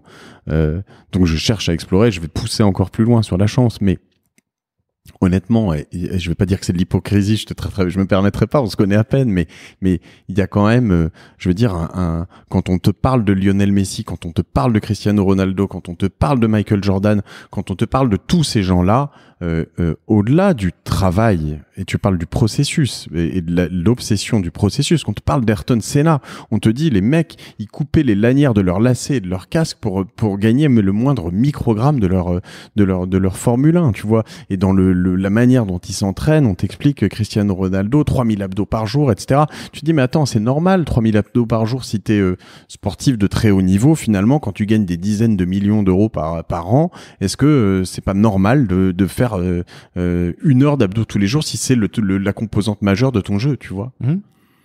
C'est normal. Mais donc c'est pas la chance, tu vois. Non, la chance intervient si t'as pas un accident de voiture, si t'es pas blessé, si t'as pas un membre de ta famille qui a un drame et tu t'es obligé de t'arrêter, etc. Voilà, la chance c'est pas forcément des choses qu'on contrôle. Donc moi j'ai vu des gens extrêmement doués qui avaient juste pas de chance, quoi. Après je sais pas il faut l'appeler Maktoub, il faut l'appeler le destin, je sais pas comment il faut l'appeler, mais des gars qui avaient tout pour réussir et voilà ça. Après on peut dire voilà, on peut décortiquer et faire du reverse engineering du problème, mais il y a des choses c'est juste le mystère de la vie parfois. Donc il y a tout ça qui entre en jeu, mais en même temps tous ces gens qu'on vient de mentionner, combien de gens seraient prêts à payer ce prix, le prix personnel. Donc avoir une vie personnelle qui prend un coup, renoncer à l'existence, on renonce à beaucoup de choses. Il faut accepter des phases monacales qui ne sont pas faciles ni pour soi-même ni pour son entourage. Donc il y a des prix, il y a un prix assez évident à payer que peu de personnes sont capables d'assumer. Et alors c'est une autre manière aussi de voir les choses. Tu vois justement dans ces artistes, ces sportifs et ces entrepreneurs ou ces gens qui se lancent, ce que je cherche à comprendre, c'est il y en a qui sont extrêmement forts et qui sont les meilleurs dans leur domaine. Et donc là, on a différentes phases qu'on vient d'évoquer, de travail, d'apprentissage, d'apprentissage de l'apprentissage, etc., etc. Et il y a aussi ceux qui sont les meilleurs dans le ratio travail résultat, tu vois. Et ça, alors c'est peut-être moins ta cam du coup, mais tu vois de quoi je parle. C'est-à-dire des gens, ils arrivent dans plein de choses à master the game en faisant le moins possible, quoi. Et ça, je trouve ça aussi impressionnant. Je sais pas si tu as déjà travaillé ce genre de choses. Disons que je pense que ça dépend comment on mesure les succès. Si les succès, c'est dire le mec qui travaille un jour par semaine, il fait un chiffre d'affaires extraordinaire. Ça marche dans le monde de l'entreprise ou dans la musique. Tous les maîtres, c'est ceux qui travaillent le plus. Comme dans le sport, je pense qu'il y a très peu d'athlètes de haut niveau qui te disent ah non, moi je travaille que 20 minutes par jour, j'ai pas besoin. C'est moi, j'ai compris. C'est souvent ça marche dans le monde où on peut avoir une rentabilité disproportionnée au temps de travail. Il faut trouver les failles, en fait, les endroits où il y a potentiellement des mines d'or à exploiter que personne n'a vu. Pas suffisamment de personnes qui s'entraînent et qui travaillent sur le même truc pour se dire ok, la musique, il y a trop de monde qui bosse sur la musique pour réussir à émerger avec. Mais il y a quand même des grosses arnaques sur la musique. Il y a quand même des gens qui arrivent à faire un tube mondial à partir avec un de doigt. Ouais, bien sûr. Ouais. On en connaît. Ça c'est de la chance. Ça c'est de la chance. Non, ça c'est pas de la chance. Ça aussi, c'est réfléchi. C'est des bons businessmen. Ils savent très bien comment faire. Voilà, chacun fait son truc. Ok, je vais revenir sur un point. Après, tu vas me raconter aussi ce que tu fais aujourd'hui et peut-être de quoi tu vis et comment ça marche un musicien. C'est quoi son modèle économique et voilà. Mais tu m'as dit tout à l'heure, quand tu as commencé le piano, au bout de quelques mois, 6 mois, tu m'as dit il fallait que j'accepte ma nullité. Est-ce que c'est quelque chose que tu acceptes encore? Est-ce que je sais pas, est-ce que tu as un exemple de quelque chose que tu as découvert et que tu as envie de creuser récemment, où tu as dû accepter ta nullité, ou est-ce que c'est un truc où tu te dis c'est bon, je suis trop vieux, Ah non, jamais, tous les jours, je regarde mon jeu, je regarde ma manière de réfléchir, je me dis pourquoi je fais ça à chaque fois? Pourquoi?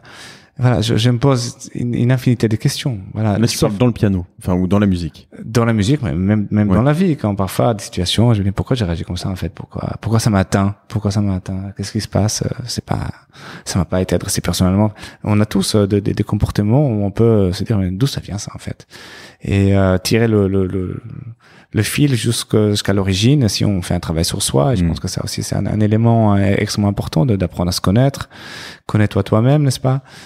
Et tout ça qui est absolument fondamental puisque tout ce qu'on fait vient de qui on est à la base. Notre façon de percevoir le monde, percevoir soi-même, percevoir les gens qui nous entourent, dans les relations de travail, voilà, ça vient de nous-mêmes. On perçoit le monde avec nos yeux, on peut pas faire autrement. On a ce filtre-là. Et est-ce qu'il y a d'autres univers? Je veux dire, est-ce que t'es 100% musique entre guillemets, ou est-ce que je sais pas, tu t'octroies des choses où tu te dis je vais encore là je vais apprendre un nouveau truc. C'est une obsession l'apprentissage. Alors il y a eu le français entre-temps, j'imagine, je sais pas quand, mais c'est une sorte d'obsession l'apprentissage puisque on voit que tu théorises. La musique c'est là où tout se canalise en fait. Ma vie consiste à apprendre, donc je suis passionné par une multitude de disciplines. Voilà, j'ai étudié énormément très longtemps la philosophie. Je m'intéresse depuis de longues années à la psychologie, à la théologie, aux mathématiques, à différentes choses, à la poésie, à l'histoire, beaucoup d'histoire. Donc je me nourris. C'est des endroits, la psychologie, la théologie, où tu vois, on parle beaucoup d'apprentissage, il y a une forme de mesure dans l'apprentissage.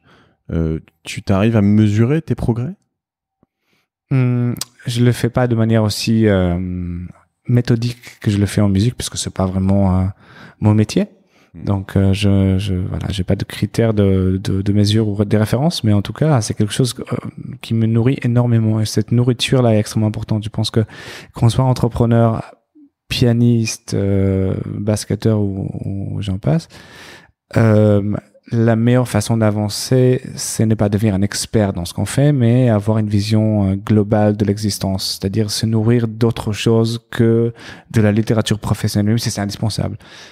C'est ça qui fait qu'on est créatif. Justement, la créativité, c'est aller chercher des idées qui viennent d'ailleurs. Donc, si on est toujours la tête dans le même trou, sans jeu de mots, ou des références, voilà, on risque pas de trouver des idées différentes, quoi. Donc, il faut se nourrir d'autres choses. C'est capital. Et ça, c'est vraiment quelque chose que, même en école de musique, on apprend que la musique. Donc, c'est la même chose que quand on va dans une école de commerce. Personne ne va vous parler de lire Jung, par exemple. Donc, Je sais pas de quoi tu as parlé, mais voilà, je vous mettrai une définition.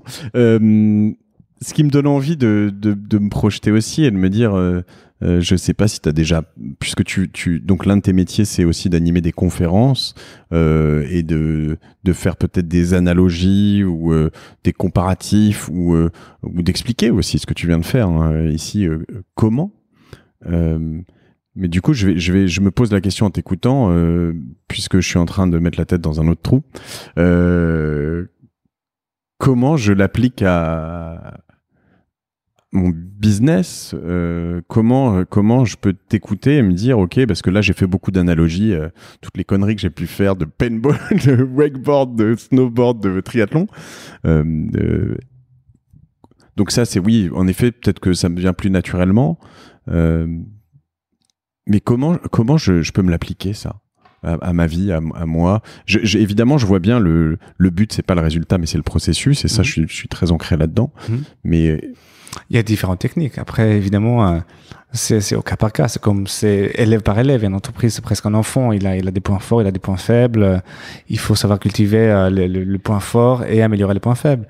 Insérer des choses, des connaissances, des savoirs, etc. Après, voilà, je suis pas un expert de l'entreprise. Je n'ai aucune prétention de savoir comment redresser créativement les entreprises, mais les humains, si. Enfin, je pense que je sais comment on peut apporter des outils pour devenir un peu plus créatif. Notamment un truc très simple que moi je faisais. Ça, c'est un exercice qui m'a beaucoup aidé. C'est faire des listes. Je faisais des listes pratiquement de tout, au-delà de l'organisation du travail. Quel est mon but aujourd'hui? Où est-ce que j'ai envie d'être dans 6 mois? Comment chaque chose évolue et faire en permanence. Enfin, c'est des choses qu'on fait en entreprise aussi. Mais je faisais des listes de tout ce que je devais faire pour échouer. Donc, typiquement, je collais ça sur le piano. Je disais, voilà, travaillez moins le piano, regardez plus Facebook, ne pas écouter mon prof, croire que je suis le meilleur, croire que je suis le plus nul. Donc voilà, faire des listes comme ça. J'adore. Être arrogant avec mes collègues à l'école que j'estimais moins bons ou meilleurs que moi. Mépriser la compétition.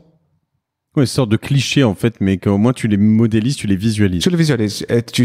Parce qu'évidemment, personne ne pense qu'il le fait véritablement. Quand on pense qu'on est là, c'est bon, on le sait. Or, on se rend compte au quotidien qu'on est en train de reproduire les mauvaises habitudes que nous-mêmes on pense ne pas pratiquer. Donc ça, c'est un exercice assez simple.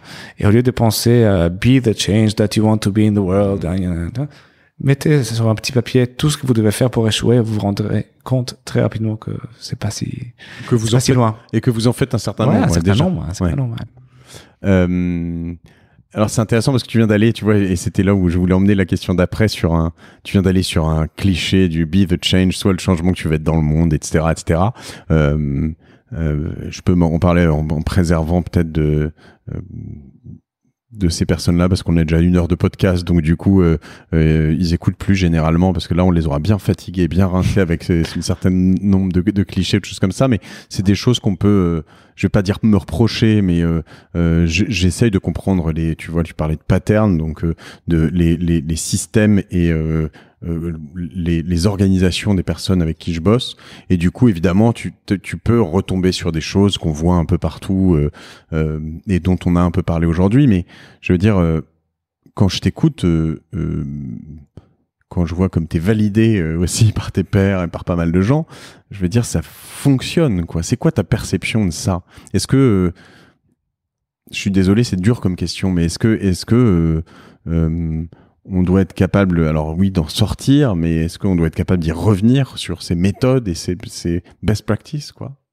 C'est constamment revoir sa copie. Pas la déchirer. C'est voir qu'est-ce qu'on peut améliorer, qu'est-ce qui marche pas. Accepter d'être un éternel apprenti. C'est tout. C'est assez simple. Ouais. Et aller chercher les connaissances pour compléter son apprentissage. C'est garder cette humilité en fait. C'est vrai que d'ailleurs même au-delà du fait de progresser encore quand on n'a pas accepté ça. Souvent, les personnes qu'on peut voir, je vais faire une analogie au foot, et moi grand supporter du PSG, désolé pour ceux qui, mais un Neymar qui semble ne pas forcément accepter qu'il est encore un apprenti, en fait, tu vois, il se sent au-dessus du game un petit peu. Ça donne en plus, ça renvoie au-delà du fait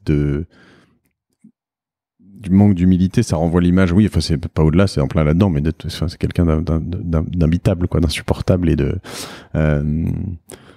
très bien. C'est toujours l'apprentissage. La clé, c'est l'apprentissage. On a parlé rapidement donc de ces conférences. Toi, tu fais ça donc pour quelle typologie de partenaires, clients Pour l'instant, c'est quelque chose que j'ai fait à côté de mon activité de concertiste et de compositeur qui est assez prenante, voire très prenante. Je tourne énormément, je fais entre 60 et 100 concerts par an, partout dans le monde. Dans le monde, en Europe, en France, vraiment Japon, partout, en Asie, États-Unis, Canada. Donc voilà, ça c'est quelque chose qui, puisque c'est le processus de l'apprentissage me passionne tellement, j'ai envie de partager ça. J'estime que j'ai une mission qui dépasse le cadre de mon milieu, dans le sens où la transmission de ces valeurs-là, de ces techniques et de ces connaissances-là sont importantes. Donc j'ai une mission à ce niveau-là. Donc c'est pas forcément très organisé. Parfois c'est suite à des rencontres, quelqu'un qui me dit j'ai beaucoup aimé ce que tu as fait. J'ai donné des conférences TED par exemple. Donc quelqu'un qui a pu voir ma conférence TED, on me dit j'adorais avoir ça pour mon entreprise, etc. Avec un petit concert privé. Je dis ok, chouette. Donc je mélange un peu la musique et ensuite le côté un peu plus didactique sur le comment on arrive là. T'as participé au Napoléon notamment. Absolument. Récemment. Ouais. Et voilà, des choses comme ça. Donc, suite à TEDx Paris que j'ai fait il y a 3 ans, j'étais invité par Google dans un séminaire pour leur parler un peu du processus de création et de comment j'ai appris la musique, etc. Qu'est-ce qu'eux ils pouvaient en tirer comme inspiration.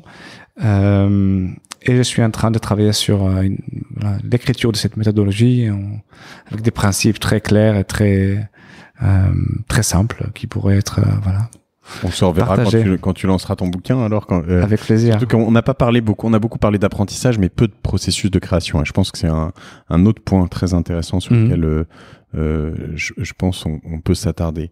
Si je reviens sur ton activité de musicien et compositeur, t'as 2 grands. Alors tu composes pour d'autres, entre guillemets, donc ce qu'on peut appeler, ce que tu as appelé tout à l'heure je cherche mes notes. La musique à l'image. Musique à l'image, ouais. Oui, c'est-à-dire que j'ai mes activités discographiques, je fais des albums sous mon nom dans différents labels, notamment sur Blue Note récemment. Oui. Combien d'albums au total? Sous mon nom, j'en ai 9, et en tout, je pense que je dois avoir plus de 15aine. Ah oui, donc c'est tous les ans. C'est tous les ans. Et c'est la manière aujourd'hui que ça marche dans le monde de la musique, puisque l'industrie du disque est foutue. Même moi-même, je possède pas un lecteur CD, donc je ne peux que constater le désastre. Donc, il nous faut souvent une actualité. L'évolution, c'est pas un désastre, c'est une évolution. Je suis pas sûr. Financièrement, pour les artistes, c'est un désastre. C'est pas les revenus du streaming qui vont faire quoi que ce soit, malheureusement. Mais voilà, donc l'activité de production en discographique qui permet d'avoir une actualité et une excuse de pourquoi on va programmer un tel. Il a un disque qui sort, voilà, donc on l'invite au festival. Donc c'est devenu une carte de visite. Si je viens sur plus ton activité aussi de concert, ce serait valable aussi pour les albums, mais évidemment, il y a des concerts sur lesquels tu sors et t'es content et tu t'es senti, t'as volé. Et j'imagine, il y en a d'autres où t'es déçu ou vénère, je sais pas. Déjà, est-ce que tu peux m'en parler un peu? Parce que je sais pas ce que c'est. T'es souvent seul, hein? Non, pas forcément. Souvent en trio, c'est-à-dire avec contrebasse et batterie. Je peux être seul, mais ça change pas. C'est inner game que j'ai avec moi-même pendant le concert. Comme à force de développer tous ces outils, etc., on devient un peu obsessionnel là-dessus, et perfectionniste. Forcément, quand je sors de scène, il y a des moments où je me dis pourquoi je jouais ça, et ça c'était pourri. Disons que la plupart du temps, je sors et je suis pas super content de ce que j'ai fait. qui, je tiens à le signaler, n'a aucun rapport avec la sensation du public. Souvent, je sors du concert vraiment en me disant mais c'était pourri. Et il y a des gens qui viennent me voir en larmes en me disant c'était le plus beau moment de ma vie, vous étiez tellement dans la musique. J'étais là genre oui tout ça, mais bon, parce que eux ils savent pas, ils savent pas que je peux encore tellement mieux faire et que voilà, à l'intérieur de mon processus, je vois où ça pouvait être mieux.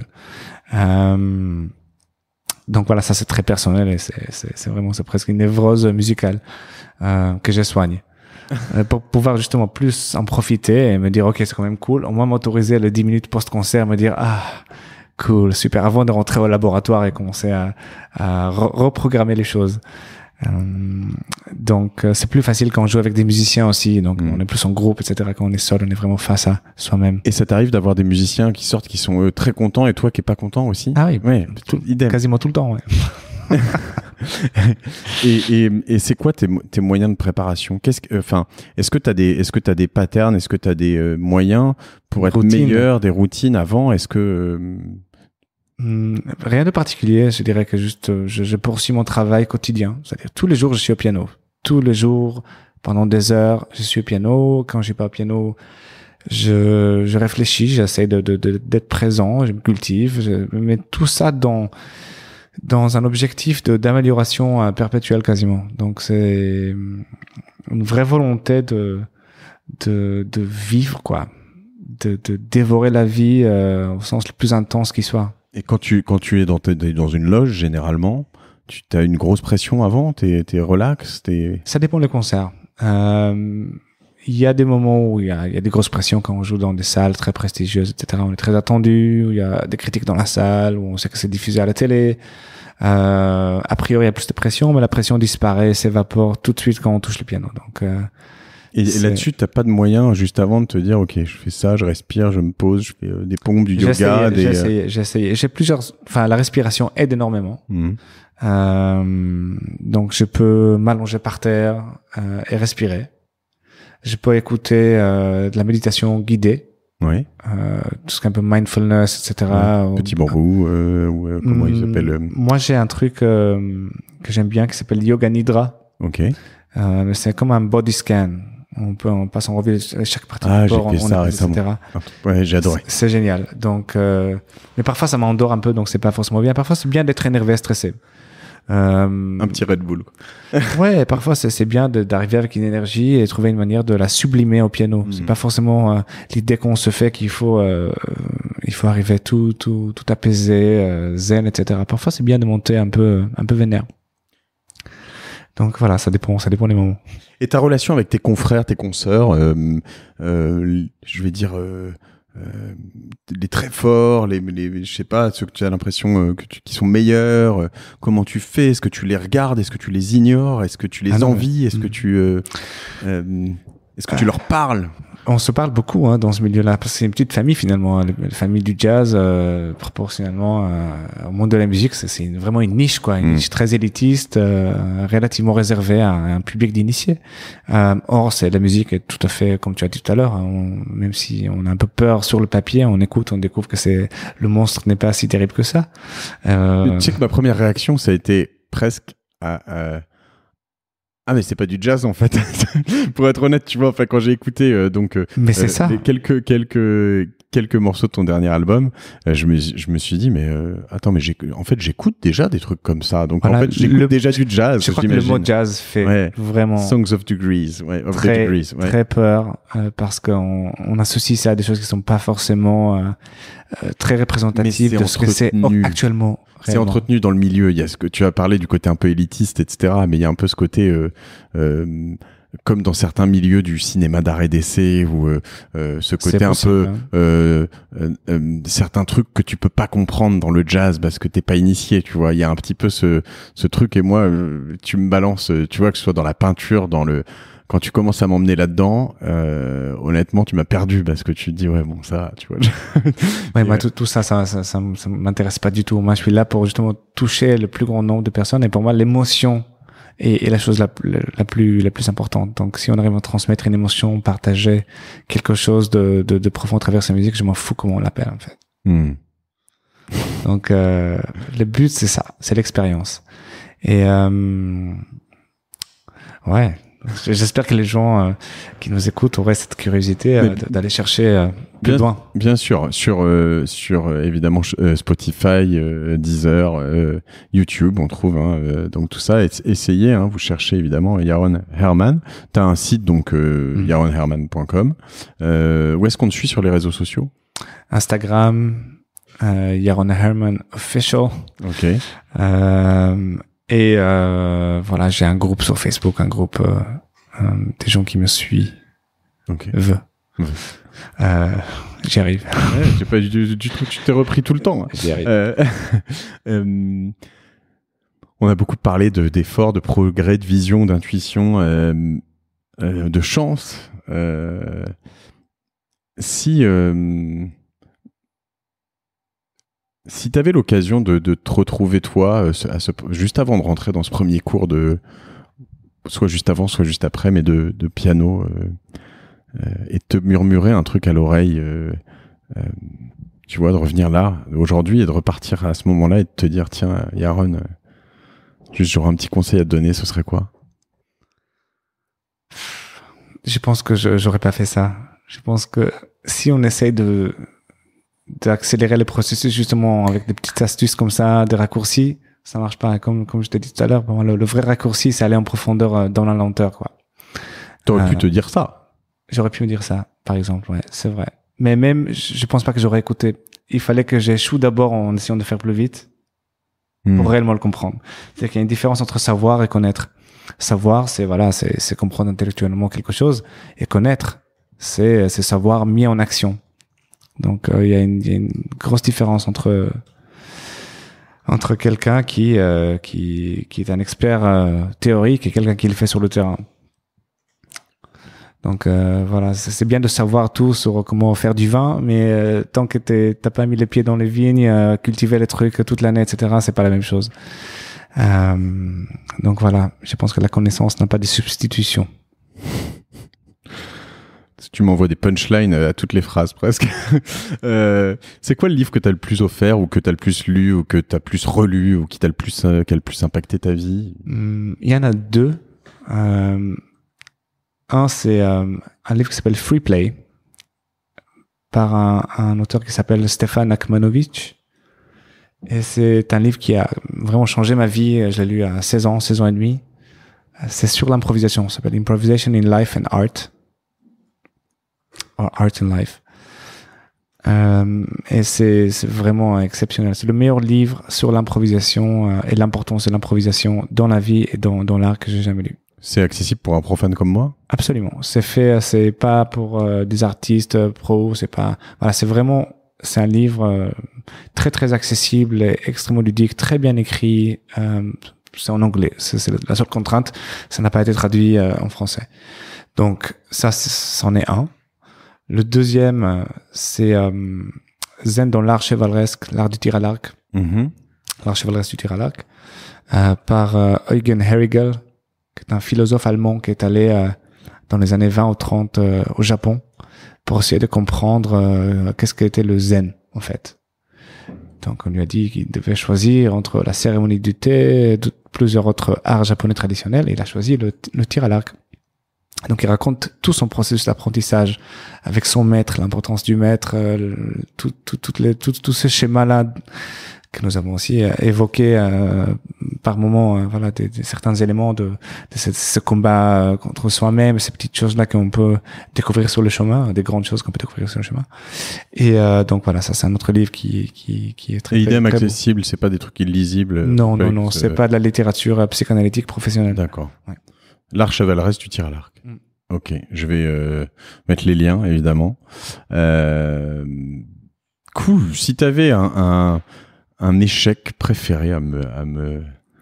On a parlé un peu d'échecs autour de tous ces apprentissages. Ah, j'en ai eu tellement. Je pense que mon premier échec était vraiment tellement puissant que ça m'a donné vraiment envie de beaucoup travailler après, parce que je ne voulais plus jamais revivre ça. Je pense que c'était mon premier concert. J'avais, je crois, 17 ans. Donc, 1 an après avoir commencé le piano. C'était dans une espèce de galerie d'art un peu avant-garde dans le sud de Tel Aviv, un coin un peu étrange. Et je débarque dans cette petite galerie et je vois des gens qui sont en train de dessiner.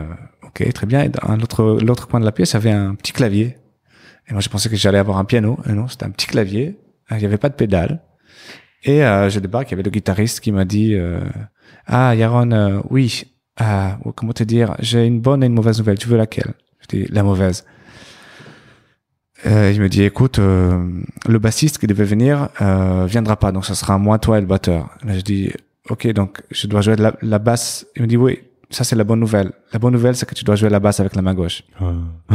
Donc déjà, j'arrivais pas à bien faire, sans parler de coordination et de séparation du cerveau pour faire les deux mains en même temps. Donc 2 choses différentes. Il connaissait pas ton niveau, lui.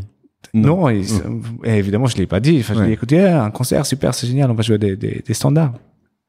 Donc, je pouvais le faire un peu en trichant, ou plutôt correctement en étant pianiste, quoi. Mais là, il fallait que je joue le rôle de la basse. Donc, suivre les accords, accompagner avec la main droite et prendre des solos en même temps pendant que je fais voilà, et le batteur qui est là est toujours avec le batteur au même moment, etc. Bon. Déjà, ça commence comme ça. Je me dis, ok, bon, ça va être pénible. Heureusement qu'il y a personne. Et là, il y a toute ma famille qui débarque. Et mon prof. Comme il est très élégant, il vient me voir, il me dit, mais Yaron, tu m'as pas dit que tu avais un concert? Je dis, bah oui, justement, parce que regarde où on est, je suis pas prêt. En plus, tu dois jouer de la basse. Il me dit, c'est très bien. Heureusement que ton père me l'a dit. Et regarde, j'ai apporté mon petit cahier et je vais noter toutes tes erreurs. Il se met au premier rang. Avec un grand sourire. Quel enfoiré. Avec un grand sourire. Il ouvre le cahier, il sourit, il croise les jambes et il met le stylo comme ça, c'est en position d'écrire. Il attend la première note avec le sourire.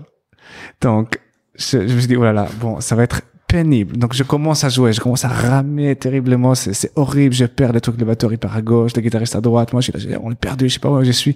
Je lève la tête et là, je vois un modèle. Il y avait des gens qui dessinaient, donc il y a un modèle qui rentre à poil. Genre, une femme. Oh, mon Dieu. J'ai pas vu beaucoup de femmes à poil jusqu'à ce moment-là, ouais. À 16 ans, 17 ans. Et là, je vois une femme à poil.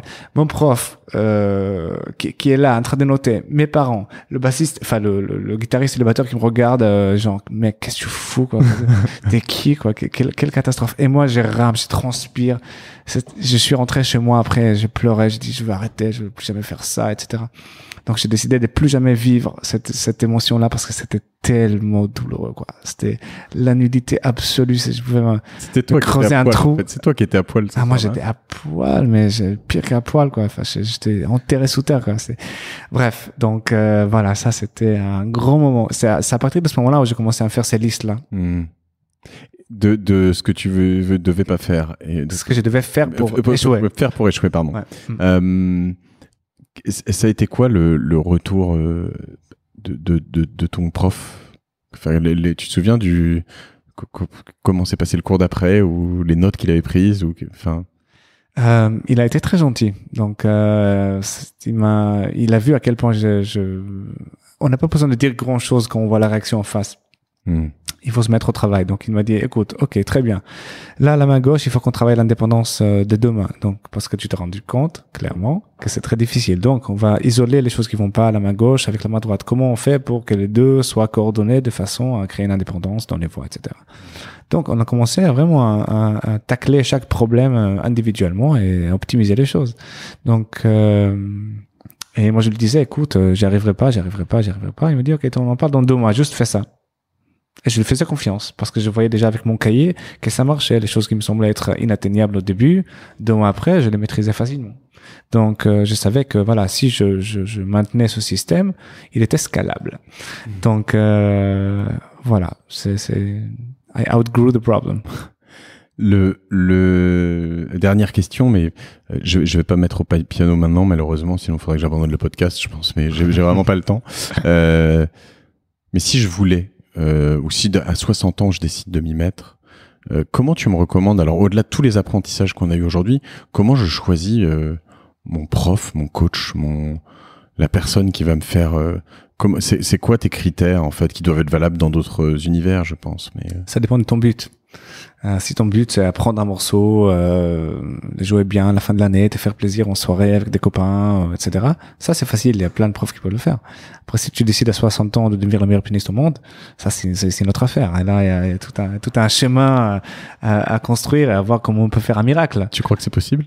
Je crois que c'est difficile. Je pense que notre capacité d'apprendre, je pense pas que c'est 60 ans. On peut toujours faire énormément de choses, mais apprendre un instrument, comme devenir danseuse classique, comme devenir athlète de haut niveau, je pense que physiquement, ouais, ça me semble difficile. Je rêverais d'avoir quelqu'un qui me donne un contre-exemple. Je sais que ça existait. Par exemple, j'ai un autre élève de mon prof qui était chef d'entreprise. En Israël, il avait la plus grosse boîte informatique. Il était pianiste dans son enfance, donc c'est un peu triché. Mais quand il était obligé d'aller à l'armée, il a arrêté. Ensuite, il est allé en école d'ingénieur et il a créé une énorme boîte. Maintenant, il a pas de problème de sous. Et il s'est dit, j'ai envie de retrouver l'instrument de mon enfance. Il s'est remis à 55 ans. Et aujourd'hui, il donne des concerts, et il fait des choses dans sa boîte. Il y a une pièce de musique dans sa boîte où il fait un groupe dans tous les employés de cette énorme boîte qui emploie des milliers de personnes. Oui, donc il y a de l'espoir quand même. Il y a de l'espoir, évidemment. Et le but, s'il y a une chose à retenir de notre podcast pour moi, c'est que le but de la création, c'est pas de faire des chefs-d'œuvre, mais de créer. Et qu'on doit tous s'autoriser à le faire. Je suis tout à fait d'accord. Je pourrais te laisser là-dessus parce que ce serait beau et sur le chemin, mais je dois quand même, avant de te laisser aborder ce sujet que j'allais oublier, qu'est le talent. Et on a parlé du talent, et je crois que j'en ai parlé dans l'introduction, mais je crois qu'on se rejoint sur aussi cette approche de... tu m'as dit un truc quand on s'est croisés, c'est moi mon talent, je l'ai construit. Alors ça résonne pour ceux qui écoutent Génération Do It Yourself et mes échanges avec tous ces invités. Je veux dire, j'y crois tellement fort. Et évidemment, il y a des gens qui ont des facilités sur certaines choses. Évidemment, tu ne deviens pas Usain Bolt et champion du monde du 100 mètres si tu fais 1m20 les bras levés. C'est compliqué. Maintenant, il y a quand même plein d'univers dans lesquels tu peux construire ton talent. Absolument, j'en suis convaincu. Et si on dissocie la réussite du résultat dans la société, c'est-à-dire la manière dont ton talent est perçu et hiérarchisé par rapport à un idéal, par rapport à un Usain Bolt ou à un Glenn Gould ou un Keith Jarrett ou à Michael Jordan, on peut tous faire de l'engineering de notre propre potentiel. On peut tous apprendre à acquérir des nouvelles habitudes qui font en sorte qu'on applique une bonne méthodologie.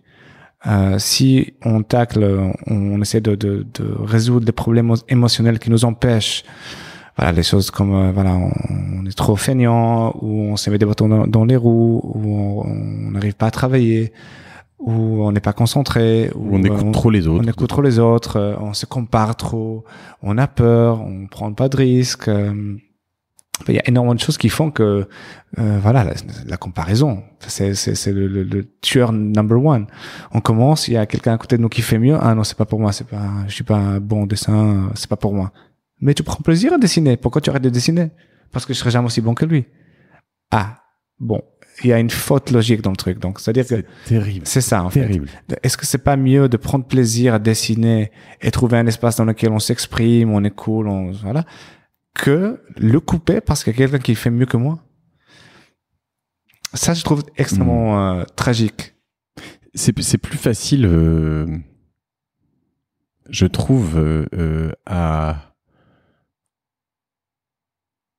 cette comparaison à encaisser quand on parle d'un truc qui est pas ton activité soit exclusive, soit professionnelle, soit principale, tu vois. C'est vrai. Je veux dire, et je crois que j'ai appris pourtant sur cette activité principale à parler de mes confrères et à travailler avec plein de gens qui sont meilleurs que moi sur plein de choses, si j'ai besoin d'une forte expertise dans un domaine, etc., de me dire, ok, là-dessus, nous, chez Cause of Tra, on est très fort sur ça et ça. mais là-dessus, je pourrais m'aider de l'extérieur. Non seulement mon client sera plus content, mais en plus, je vais progresser, être meilleur et livrer quelque chose. Enfin, voilà.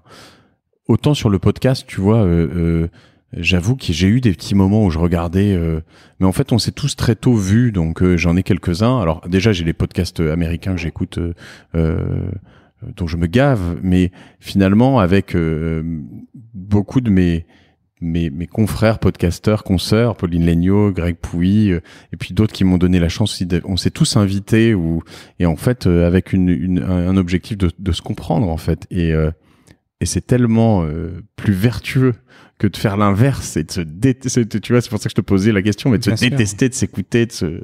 Bien sûr. Très bien. Écoute, j'ai pris plein de notes. J'espère que vous n'avez pas trop entendu mon clavier dans le micro, ce qui arrive de temps en temps.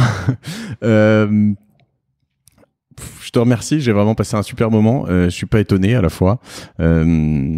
On se fera une suite sur peut-être si tu le veux bien la créativité, la création, parce que ça c'est un sujet qui m'intéresse aussi. En attendant, je dis juste à tout le monde que vous pouvez solliciter Yaron, vous pouvez d'abord aller à ses concerts, écouter sa musique, ça c'est tous les jours presque, donc sur Deezer, sur partout, le suivre sur Instagram, enfin voilà, essayez, vous verrez, essayez parce que il y en a beaucoup et c'est simple et c'est beau et bravo, et en tout cas moi ça me plaît. Vous pouvez aller le voir en concert, vous pouvez l'appeler pour qu'il crée du design sonore. T'as fait des grandes marques quand même. On parle de fait Free, ouais, des choses pour Hermès, pour Louis XIII. Voilà, donc on est quand même sur des très beaux projets. Donc ça, voilà, j'ai donné les coordonnées du site. Vous tapez Yaron Herman sur Google, puis vous trouverez de toute façon. Et puis le faire venir aussi pour des tas de conférences et aider vos collaborateurs à apprendre, à créer. Voilà. Donc ça c'est assez simple. Je te remercie pour tout ce temps. C'était un plaisir. Et puis on va continuer cette aventure, cette nouvelle relation. Et à tous, je vous remercie d'avoir été jusqu'au bout, si vous êtes encore là, et de noter Génération Do It Yourself, de laisser surtout un commentaire sur Apple Podcast. D'ailleurs, ça doit être valable aussi pour les artistes et pour Yaron. Si vous mettez des commentaires 5 sur 5, j'insiste, parce que 4 c'est pas bien. Donc des notes et des commentaires, c'est important. Le partager à vos amis musiciens, à vos amis artistes, à vos amis entrepreneurs, et puis je vous remercie. Je le fais de plus en plus. Je le faisais pas assez au début, mais de tous ces mots, de tout ce soutien, parce que grâce à vous, je peux passer 1h30 avec Yaron Herman, et pour ça, c'est une chance inouïe que vous me donnez. Donc voilà, je vous dis à la semaine prochaine, et puis je vous dis à bientôt sur Génération Do It Yourself. Je vais dire 12 fois la même chose. Salut.